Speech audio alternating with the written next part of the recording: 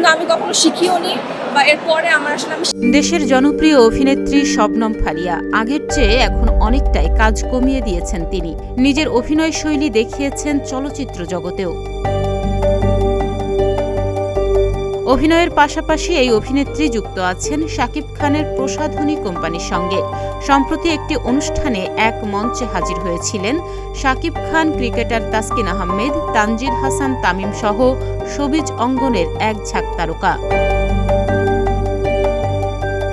সেই অনুষ্ঠানের বিভিন্ন ভিডিও ক্লিপে জাতীয় দলের ক্রিকেটারদের সঙ্গে অভিনেত্রীদের খুনসুটিতে মেতে উঠতে দেখা যায়। এর মধ্যে একটি ক্লিপ ছিল যেখানে অভিনেত্রী শবনম ফারিয়াকে হাসতে হাসতে বলতে শোনা যায়, আমি তাসকিনের পাশে দাঁড়াবো না, আমাকে খাটো লাগবে, তামিম ভাইয়া তুমি আসো।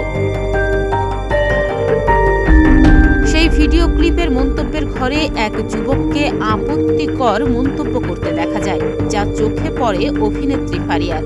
বিষয়টি নিয়ে তৎক্ষণাৎ ফেসবুকে একটি স্ট্যাটাস দিয়েছেন তিনি, যেখানে সেই যুবকের কমেন্টের স্ক্রিনশট ও ফেসবুক প্রোফাইলের ছবি তুলে ধরেন অভিনেত্রী। লেখেন, গতকাল আমরা অনেক দিন পর একটা সুন্দর ইভেন্টে গিয়েছিলাম। সেখানে একটা ক্লিপে দেখা যায় আমি হাসতে হাসতে বলছি, তাসকিনের পাশে দাঁড়াবো না, আমাকে খাটো লাগবে, তামিম ভাইয়া তুমি আসো।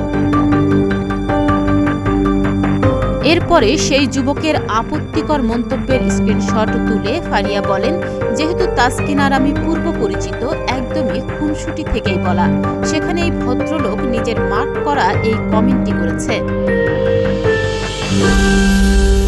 ফারিয়া প্রশ্ন ছুড়ে দিয়ে বলেন, আচ্ছা, একটা সুস্থ স্বাভাবিক মানসিকতার মানুষের মধ্যে একটা অচেনা মানুষকে কেন বেশ্যা বা পতিতা মনে হবে?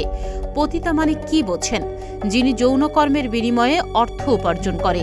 কেউ অভিনয় করা মানেই যৌনকর্মী হওয়া? আপনি আমার পরিবার সম্পর্কে জানেন? আমার শিক্ষাগত যোগ্যতা সম্পর্কে জানেন? আপনি অভিনয়ের বাইরে আমার অন্য পেশাগত যোগ্যতা সম্পর্কে কি অবগত? আক্ষেপ প্রকাশ করে অভিনেত্রী বলেন, আমরা এ ধরনের কমেন্ট প্রায় দেখি, বেশিরভাগ সময় ইগনোর করতে হয়। কিন্তু কেন ইগনোর করব? শুধুমাত্র আপনার হাতে একটা মোবাইল আছে দেখে আপনি অযথা একটা মানুষকে যৌনকর্মী ডাকবেন? নাকি আপনাদের জন্ম যৌনপল্লীতে, যে জন্ম থেকেই এসব দেখে দেখে বড় হয়েছেন, তাই যাকে দেখেন সবাইকেই যৌনকর্মী মনে হয়?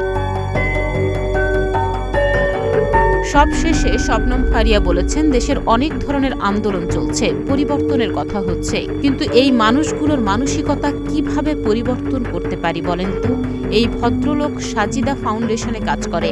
এনজিওগুলোতে নাকি সবচেয়ে উদার মানসিকতার লোকেরা কাজ করেন। এই যদি হয় তার উদাহরণ, আমি নির্বাক।